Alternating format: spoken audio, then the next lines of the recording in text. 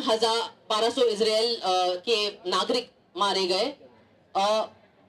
इसमें कोई शक नहीं है कि किसी भी दुनिया में किसी भी जगह पे किसी नागरिक की जान जाए तो ये दुख की बात है, लेकिन ऐसा प्रिटेंड करना और ऐसा दिखाना कि इतिहास की शुरुआत 7 अक्टूबर 2023 से हुई थी, ये झूठ है।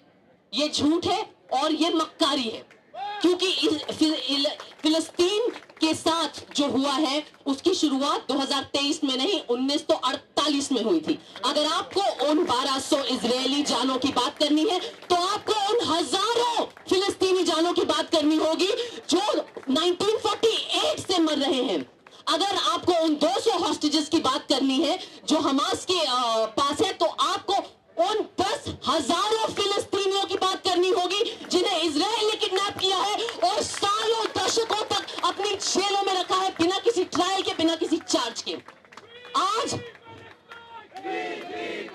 आज हम यहां इसलिए हैं क्योंकि हम ये बात पूरी दुनिया को बताना चाहते हैं और पूरी दुनिया में जो लोग ये बात कर रहे हैं हम उनके साथ जुड़ना चाहते हैं कि दुनिया में हर जान, चाहे वो जो धर्म की हो, जो रंग की हो, वो जान महत्वपूर्ण है।